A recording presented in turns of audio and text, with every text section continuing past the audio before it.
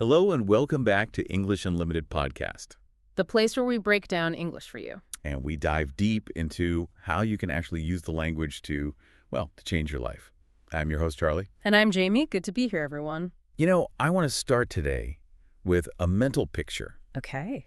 A picture that I think every single person listening has felt.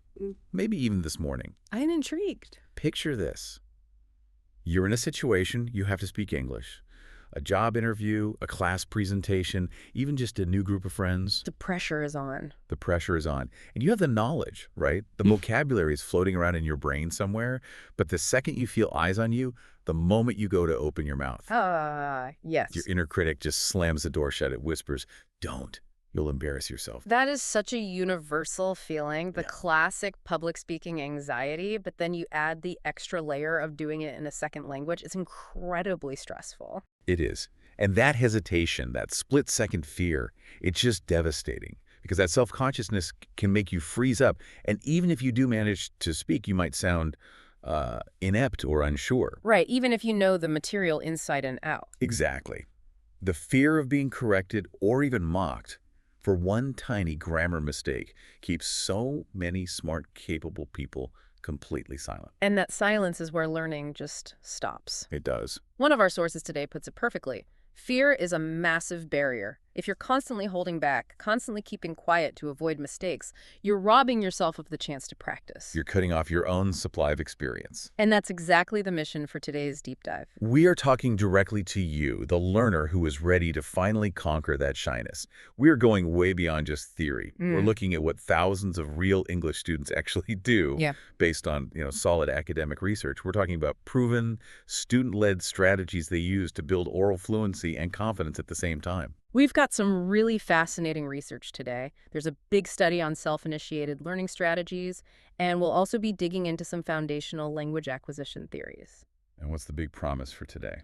We are going to look at the crucial difference between confidence that's, let's say, borrowed, maybe from an app or a textbook, versus confidence that is claimed. Claimed confidence. I like that. That sounds solid. It's something you forge yourself through your own actions. Okay, that feels tangible. And we will reveal the single most effective strategy that students themselves say works for building that claimed confidence. And you're going to test me later. Oh, for sure.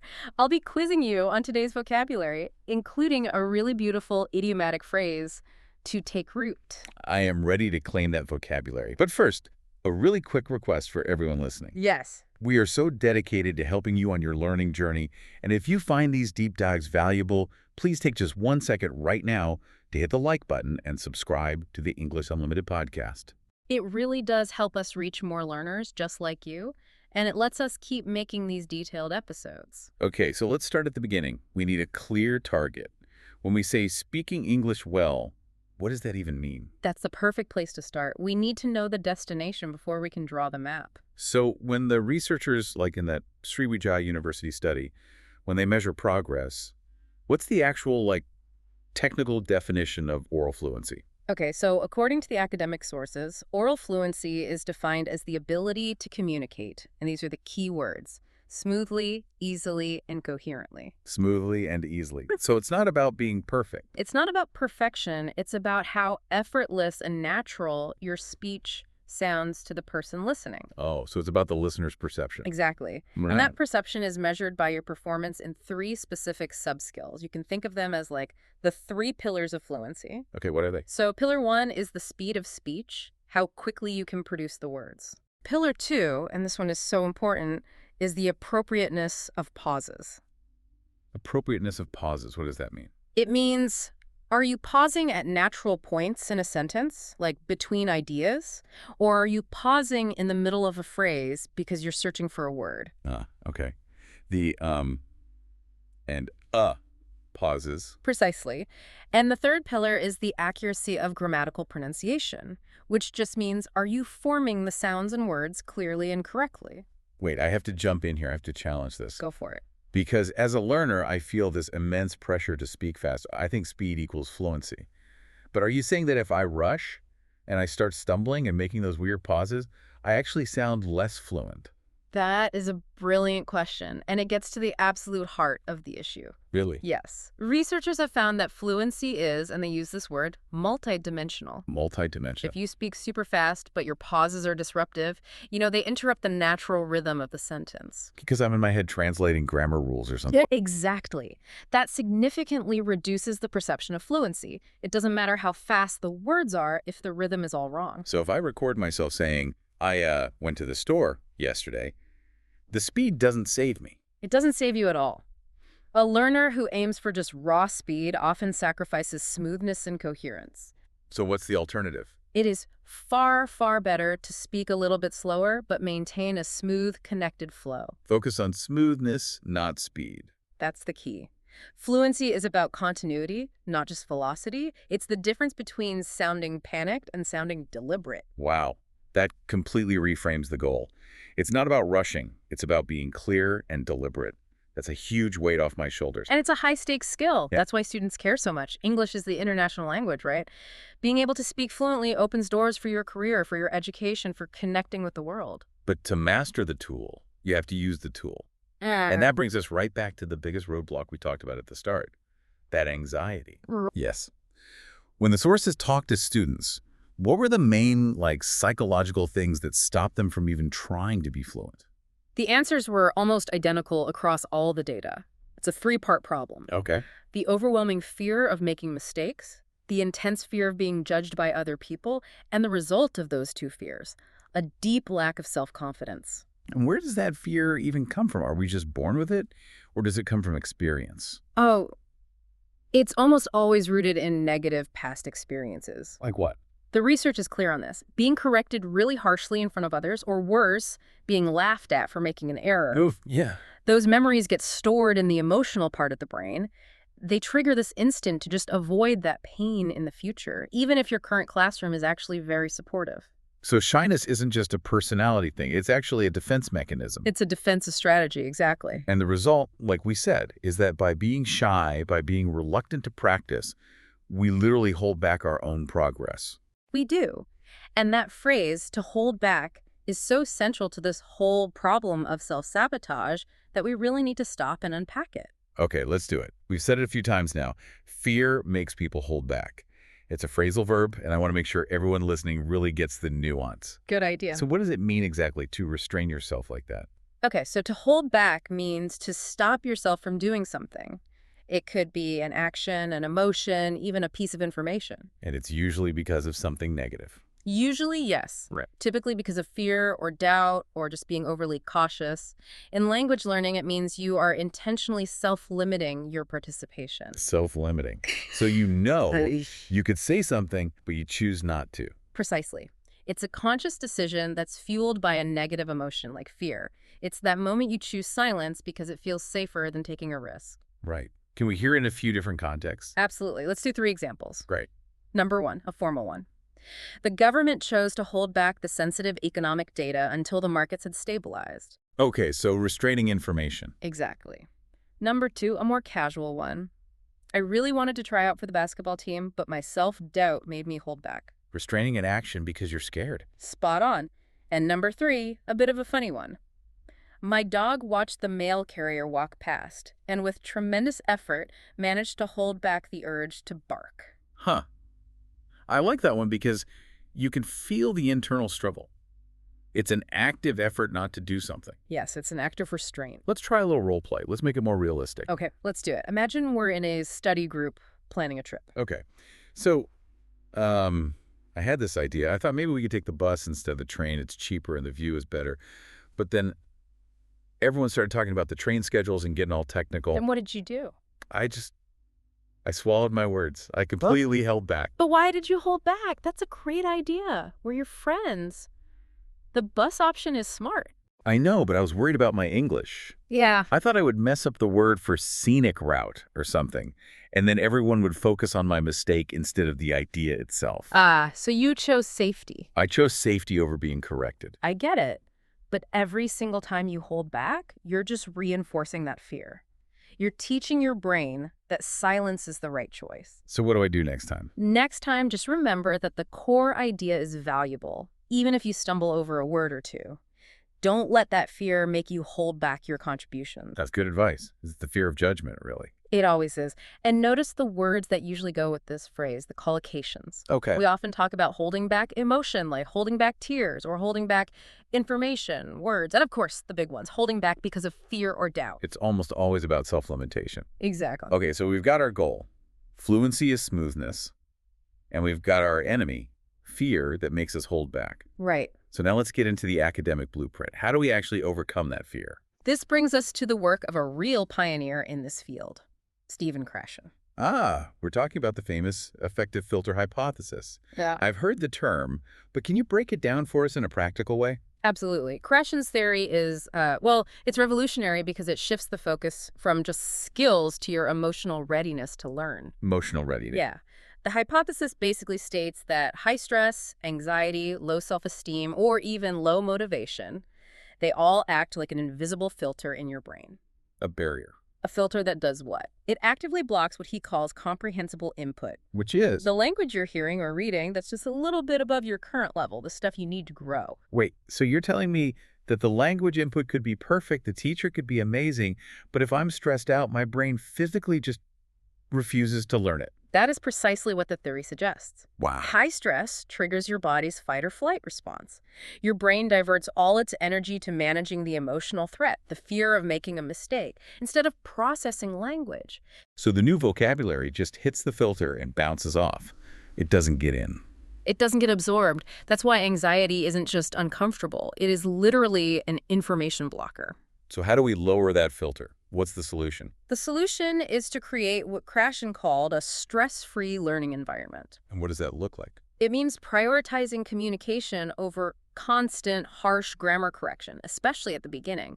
The goal is to make you feel comfortable and motivated. When the filter is low, you're open to learning. Exactly. Language acquisition can then flow naturally, almost unconsciously. So if anxiety is the filter, then changing your mindset is like the switch you use to turn the blocker off. Perfectly put. Which brings us directly to the concept of the growth mindset. It's the philosophical antidote to that filter. See, if a student has a fixed mindset, they believe that their skills, their confidence, it's all just innate, unchangeable. So when they make a mistake, they think, see, I'm just bad at English. Exactly. But the research shows that confidence is the total opposite of some magical gift. It is something that is built through action. Little by little. Yes. The successful students, according to that Sriwijaya study, are the ones who intentionally adopt a positive attitude. They accept mistakes as a normal, necessary part of learning. They don't see a mistake as proof of failure. They see it as proof that they're trying, and as valuable data that shows them what to work on next. That is such a critical shift in thinking. Let's make sure we really nail this concept for everyone listening, because it feels like the first real step away from feeling insecure. It is. So if someone's been stuck in that fixed mindset for years, always saying things like, I'll never be good at grammar. Right. How does the growth mindset talk back to that voice? The growth mindset talks back with one simple but incredibly powerful little word. Yet. I'll never be good at grammar. Yet. I haven't mastered it yet. The growth mindset is the core belief that your abilities, your intelligence, your language skills, they are not fixed.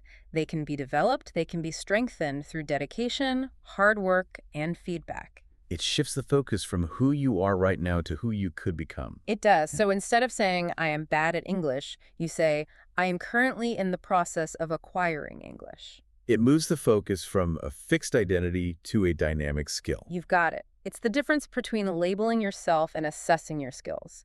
Let's hear it in 3 different contexts. Okay. Number 1, a formal one.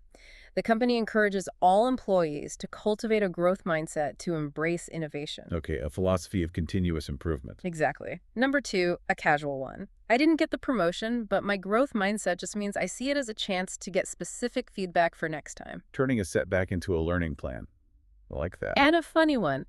I'm trying to convince my old coffee maker to adopt a growth mindset and learn to make espresso, but it insists it can only do drip coffee. The belief in transformation, even for appliances. That's a powerful tool. Let's try a quick skit to really show the change in that internal voice. Okay. Let's say we just gave a really complex presentation in English. Okay. Size. Oh man, that was a disaster. I completely messed up those relative clauses. I used the wrong preposition like 3 times. I should just stick to writing emails. I'm just not a good public speaker. Whoa, hang on a second. That sounds like a classic fixed mindset reaction. You're shutting down because of a few mistakes. But they were bad mistakes. Let's look at the facts. You started strong, your slides were great, and you explained the main idea really clearly. A growth mindset would say, okay, I struggled with relative clauses under pressure. That means that's a specific skill I need to practice this week. But my overall communication was a success. So instead of saying I'm a failure, I should say I need to work on this one specific skill. You externalize the problem. You turn it into a targeted training plan. I need to practice conditional sentences for 20 minutes a day. I see what you did there. It's not about my identity, it's about my skill level in one specific area. That's the shift. And that's why the collocations for growth mindset are always active verbs like adopt, cultivate, or develop. It's all about action and resilience. That proactive attitude leads right into this idea of building self-trust, which all of the sources say is the real foundation of confidence. It is, and it's incredibly practical. It's not some abstract idea. So how does it work? What's the mechanism? The key is that self-trust isn't built by achieving one huge, dramatic goal. It's built by the slow, steady accumulation of keeping small, daily promises to yourself. Small daily promises. Like what? Give me some examples for a language learner. Think tiny. So tiny you can't fail. Like, today, I will review 5 new vocabulary words. Or, I will read 1 paragraph of an English article out loud. Or even, I will send 1 voice note in English. Yes, they have to be promises you know you can keep, no matter how tired or busy you are. So the magic isn't in the size of the task, it's in the consistency of keeping the promise. That's it. When you follow through on that tiny 5-minute promise, you are giving your brain hard evidence. Proof that says, I can rely on me. And when you have that proof, repeat it day after day. That is the very definition of self-trust. It builds confidence brick by brick. But the opposite is also true. How so? If you constantly say, I'll start learning tomorrow, and you never do, your brain eventually stops trusting you. Your own internal voice becomes unreliable. And if you can't rely on yourself, your confidence just falls apart. That makes so much sense. And this is where things like positive self-talk and affirmations come in. A lot of people feel like affirmations are a bit cheesy or fake. They can be if they're not done right. Yeah. The key is to make them evidence-based and process-oriented. What do you mean? So instead of saying something unbelievable like, I am the most fluent speaker in the world. Right, because my brain knows that's not true. Your brain just rejects it. Instead, you say something that focuses on the process, like, I am actively improving my English every single day, or my mistakes are proof that I am learning. So the self-talk should directly support the growth mindset. It's about recognizing the progress you are making, not pretending you're perfect. Exactly. You are intentionally reprogramming that internal voice that used to be so critical. You're training it to find and celebrate the evidence of your growth. Okay, so with that foundation of mindset and self-trust, let's look at how students actually put that into practice. Let's turn back to the sources and see what they're actually doing. What is the #1 most common strategy students use to improve their fluency outside of the classroom? The data on this is overwhelming. It is media consumption. It's watching stuff. Watching English videos, movies, TV shows, vlogs. It is the single most dominant strategy reported by students for improving their oral fluency. That is a huge relief for anyone who feels guilty about their Netflix time. Well, it has to be active, not just passive. Okay, so what's the mechanism? How does watching a show actually make me a better speaker? It's all about authentic, contextualized input. Watching media does 3 things at once. 1, it gives you authentic language, how people really talk, not how a textbook says they talk. 2, it enriches your vocabulary in a memorable context. And 3, and this is crucial for fluency, it improves your pronunciation, rhythm, and intonation. But you said it has to be active. What did the successful students actually do while watching? They weren't just sitting there. They reported things like using English subtitles to connect the sound of a word to its spelling. Okay. Pausing the video and repeating phrases they just heard. And the most powerful one, a technique called shadowing. Shadowing. I've heard of this, but it sounds kind of difficult. Can you break it down? Shadowing is essential. It's how you learn the music of the language, not just the words. The music. Yeah. When you shadow, you're speaking at the same time as the person on screen, trying to match their intonation, their pitch, their speed, just a split second behind them. So what's the best way to practice that? First, pick something with really clear audio. A vlog or a documentary is often better than a fast-paced action movie. Listen once with subtitles to understand it. Then, listen again without subtitles and just try to speak along. Don't worry about the meaning. Focus only on the sounds and the rhythm. So I'm basically training my mouth and my ear to sync up. I'm forcing my muscles to make those English sounds in a natural way. You've got it. It's muscle memory for your mouth. And it directly trains that second pillar of fluency, the appropriateness of pauses. It's a physical workout. That's a great tip. Okay, so media is the dominant strategy overall, but what about confidence specifically? What did the students say was the best thing for building self-assurance? The data on this was also very clear. They called it the confidence catalyst. And what is it? Learning and practicing with friends. With friends. Why is that so much more powerful than, say, talking to a teacher or a stranger? It goes right back to that effective filter we talked about. The stress barrier. Right. Friends provide that comfortable, supportive atmosphere. That environment minimizes the number one fear, the fear of being judged. But I have to ask, isn't there a risk that your friends won't correct your mistakes, and then you just practice bad habits? That's a great critical question. But the studies found that good, supportive peers do correct each other. Oh, they do? Yes, but they do it gently, without the pressure of a formal classroom.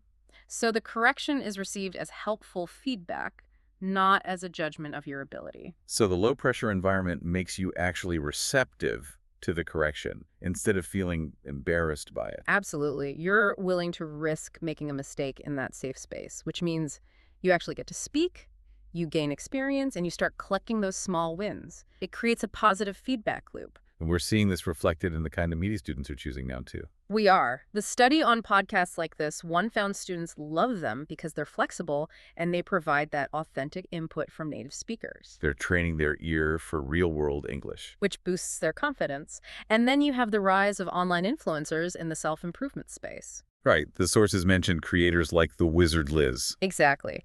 These creators offer a double benefit. First, they're giving you tips on confidence and mindset, which helps you build that growth mindset. And second? Second, you're consuming that content in English, so you're learning all the advanced vocabulary you need to talk about personal growth, emotional intelligence, and your goals. So you're improving your English while at the same time you're fixing the psychological barriers that were stopping you from using your English. It's a perfect synergy. But even with the best mindset, you're going to have moments where those old fears pop up, where you feel the exact opposite of confident, where you feel insecure. Okay, let's unpack that one. We're trying so hard to build confidence, but sometimes we just feel the opposite. What's a simple way to explain that feeling of being insecure? To feel insecure is to feel unsure about your own worth, your value, or your abilities. It's a lack of confidence that is almost always triggered by comparing yourself to other people. Social comparison. Yes. It's that unstable feeling inside that makes you ask, am I good enough compared to them? So it's deeper than just being nervous. Nervousness is about a specific task, right? But insecurity is about your whole self. That's the key difference. Insecurity is about your sense of identity. When a language learner sees a super fluent speaker online, they don't just feel nervous about their next conversation, they can feel insecure about their entire learning journey. Right. Can we get 3 examples? For sure. Number 1, a formal one. After the company announced losses, the staff felt insecure about their job stability. Okay, professional instability. Number 2, casual.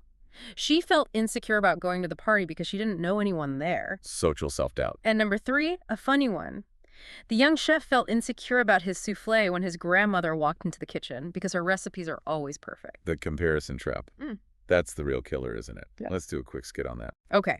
So I was just studying with Mark, and his use of idioms is amazing. He's so natural. Mine always sounds so forced. I just feel completely insecure about my vocabulary now. Okay, hold on. You're comparing your practice, the new awkward idioms you're working on, with his years of polished use. That's not a fair comparison. But he's so much better. So instead of letting that feeling of being insecure make you want to quit, use it as fuel. How? You should tell yourself, okay, I'm going to ask Mark what his method is for learning idioms, and then I'm going to try it. Use it as data, not as a weapon against yourself. So turn the comparison into a growth plan. I like that. Exactly. And when we look at collocations, we often say someone is deeply insecure or socially insecure. And we usually pair it with verbs like feel, look, or appear insecure. Okay, so we've covered the mindset and the environment. but you don't think your way into confidence. You have to act your way into it. Let's talk about action. We have to. So if someone is really anxious, what counts as a small risk? A small risk is just any action that pushes you just a little bit outside your comfort zone, and you do it every day. For example? It could be asking one question in class, or saying hello in English to the person at the coffee shop, or practicing one new sentence out loud in the mirror. The key is that it's manageable. So you get the win and you build that self-trust. Exactly. And you can use your body to help you. You mean nonverbal cues? Absolutely. Before you even say a word, your body language is communicating for you. Stand up tall, shoulders back, smile, make eye contact. Fake it till you make it? Sort of. When you project physical confidence, it actually sends a signal back to your own brain that you're okay. And it makes the listener more receptive to you. That's a great point. If I look scared, they expect me to struggle. If I look calm, they expect me to succeed. And when you do speak, you have to control your pacing. The best advice is so simple. Just speak slowly and clearly. Slower is better. Much better. Simple words spoken calmly are way more powerful than complex sentences rushed out with nervous energy. Rushing is a sign of anxiety. Calmness is a sign of control. I love that. Prioritize calmness over complexity. That's a great motto. It is, and this all ties back to the environment.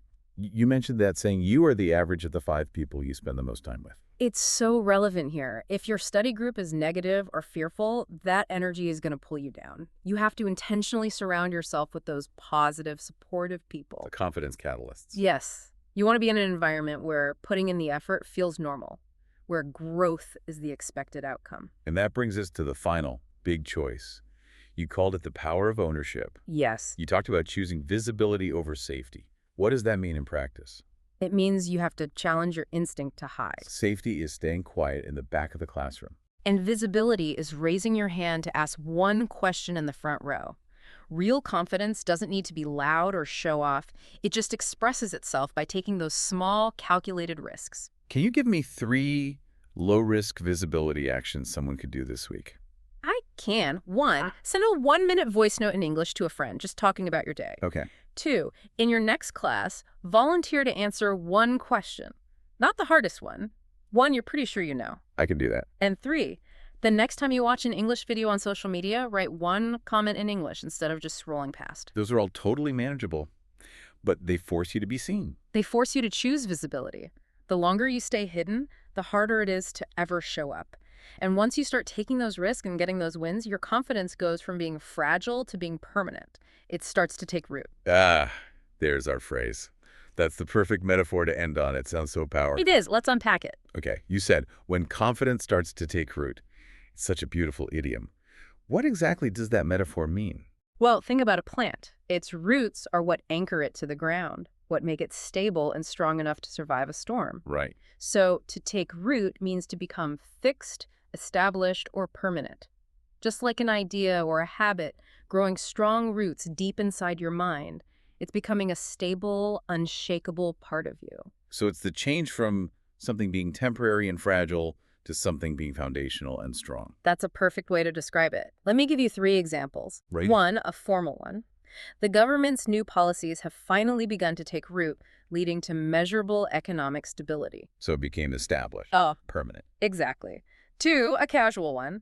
I used to hate waking up early, but now the habit of exercising before work is starting to take root. It's becoming automatic, a stable part of your life. You got it. And 3, a funny one. My little cousin insisted the family dog understood French, and now that ridiculous idea is starting to take root in my uncle's mind, too. Huh. So an idea is becoming a firm, unshakable belief, even if it's a silly one. Exactly. Let's try one last quick role play on this.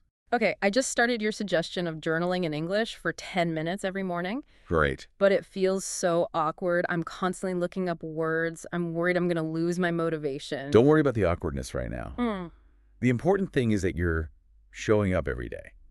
That consistency is like water for a seed. Okay. Just keep doing it, keep building that self-trust, and I promise you that journaling habit will start to take root. Soon you won't have to force yourself. It will just feel like a normal part of your morning. I want that feeling. I want my confidence to feel that permanent. We'll get there.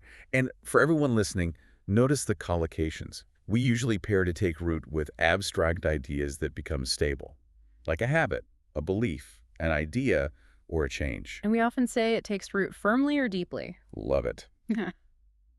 Okay, it's time for my favorite part, the common mistake segment. Let's do it. I often hear learners say something like this. Can I say my fluency is struggling because of anxiety? Okay, that is a very common construction. And a native speaker would absolutely understand what you mean. But it's not the most natural or articulate way to say it. So how can we level up that sentence to sound more precise? Well, to show that anxiety is actively blocking your progress, you need stronger vocabulary. Okay. The clearest way is to use a noun we mentioned earlier. You can say, anxiety is the main barrier to my fluency. Barrier. Yeah. That's great. It's concise. It's strong. It paints a picture of something standing in your way. Another great, more professional verb you could use is hamper. Hamper. H-A-M-P-E-R. To hamper something means to obstruct or interfere with its progress. So you could say, my anxiety severely hampers my fluency. My anxiety hampers my fluency. I love that. It sounds so much more articulate than is struggling. Both of those alternatives, barrier and hamper, are excellent ways to elevate your vocabulary in this context. Awesome. Those are great words to claim. All right, are you ready for the quiz? I am. Let's see what's taking root. I like what you did there. Okay, first question, back to the beginning. Define the 3 sub-skills that measure oral fluency. Okay, I've got this. It's not just about speed. It's the speed of speech, the appropriateness of pauses for that smoothness, and the accuracy of grammatical pronunciation. Spot on. Smoothness over speed. Perfect. Now for the big conceptual challenge. Explain the key difference between feeling insecure and having a growth mindset. Okay. Feeling insecure is that awful feeling of being unsure about your value, and it's usually triggered by comparing yourself to others. Yes. A growth mindset is the active antidote to that feeling. It's the belief that even if I feel insecure today, my skills aren't fixed, I can develop them. It's about reframing mistakes as just data for what I need to practice next. That is an absolutely perfect summary. You've clearly defined the contrast between self-doubt and the path to self-trust. Yes. So that brings us to our final summary for you, our listener. We have covered so much today, but if you only remember 3 things, make them these. Number 1, confidence is built through action, not through waiting to be perfect. You have to choose visibility over safety every single day with those small, manageable risks. Number 2, you must adopt a growth mindset. Treat mistakes as essential data, not as personal failures. This is how you lower that affective filter and actually let learning happen. And number 3, find a low-pressure, supportive environment, whether that's practicing with friends or actively shadowing media you enjoy. You need a safe space to let that new, claimed confidence finally take root. And our final provocative thought for you today is this. Confidence is not the absence of fear. It's the courage to act despite the fear. So the challenge is, what is the one small, confident step, the size of a single brick, that you will choose to take today? And when you do it, no matter how small it is, you have to celebrate that win. Acknowledging your own progress is the secret to building self-trust. that is so powerful. And for our micro challenge, we want you to use one of the words we learned today. We barrier or hamper or to hold back. Use it in a comment below or send a voice note to your study partner. Put your new vocabulary into action immediately. You've already started by being here with us. You are more capable than you think. That's all the time we have for today. Don't forget to like and subscribe to English Unlimited Podcast. I'm Charlie. See you next time. And I'm Jamie.